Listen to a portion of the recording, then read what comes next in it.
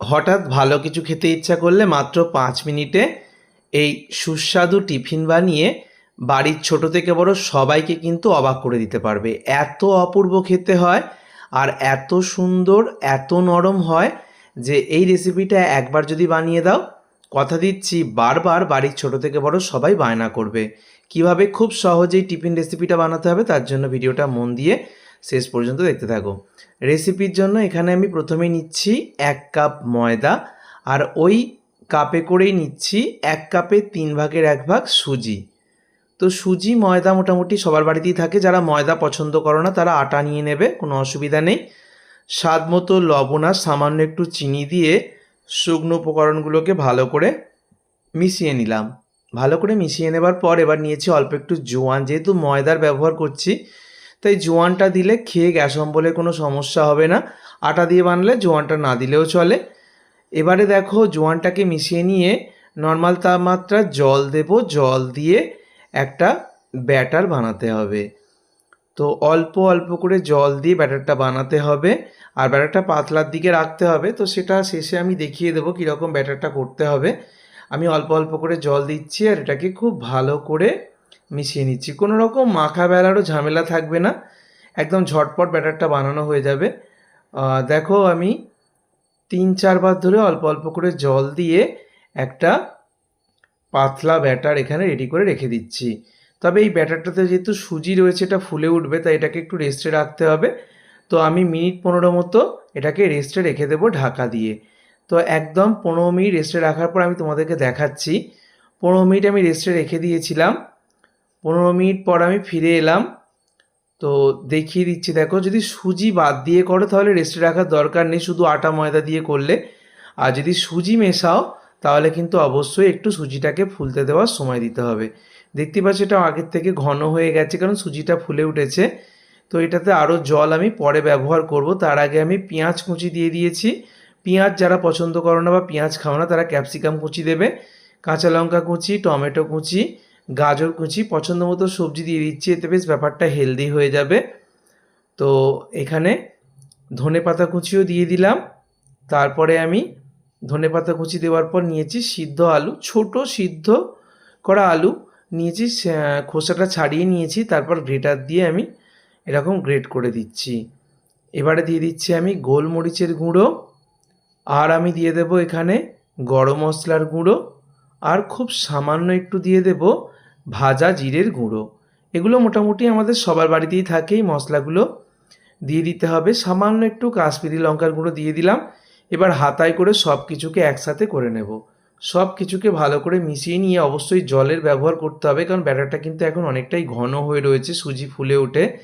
ব্যাটারটাকে কিন্তু পাতলা করতে হবে, বেশি ঘন ব্যাটার করা যাবে না।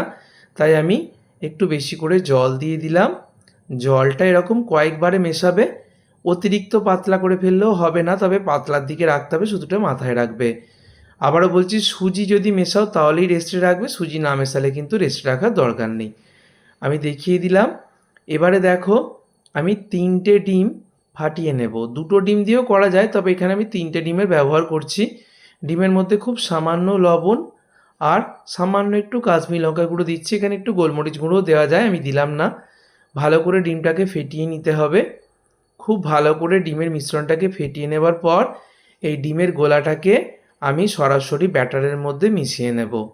সমস্ত মিশ্রণটাকে আমি ব্যাটারের মধ্যে মিশিয়ে খুব ভালো করে একবার নেড়েচেড়ে নিলেই কিন্তু ব্যাটারটা একদম রেডি হয়ে যাবে। দেখো ব্যাটারের ঘনত্বটা এটা কিন্তু অনেকটাই পাতলা হয়ে গেছে, দেখতেই পাচ্ছ।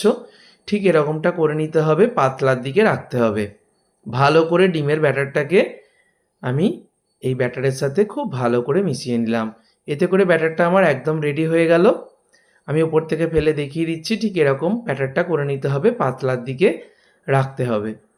ব্যাটারটাকে রেডি করে নেবার পর ফ্রাইং প্যানের মধ্যে আমি সামান্য একটু তেল লাগিয়ে নিলাম। নামমাত্র তেলেই কিন্তু হয়ে যাবে, খুব বেশি অতিরিক্ত তেল দেওয়ারও দরকার নেই। তেলটাকে ব্রাশ করে নিয়ে তারপরে আমি 3-4 হাতা মতো দিয়ে এটাকে ছড়িয়ে দিলাম, যাতে করে গোল শেপটা সুন্দরভাবে চলে আসে। ফ্রাইং প্যানের সব জায়গাটা নিয়ে নিয়েছে।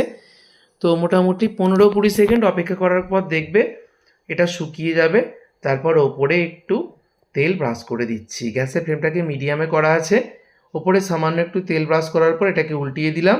এইভাবে দুটো পিঠ অল্প অল্প করে তেল ব্রাশ করে ভেজে নিলেই কিন্তু এটা একদম রেডি হয়ে যাবে। খুব সামান্য তেলেই এই সুস্বাদু টিফিন ঝটপট তৈরি হয়ে যায়। আর এটা বানাতে মাত্র 5 মিনিটই সময় লাগবে।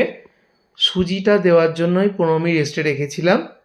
তোমরা সুজি ছাড়া আটা ময়দা দিয়ে বানালে কিন্তু কোনো রেস্টে রাখবে না। তো আমি এখানে ময়দার ব্যবহার করেছি। ময়দা দিয়ে বানালে বেশি খেতে ভালো লাগে।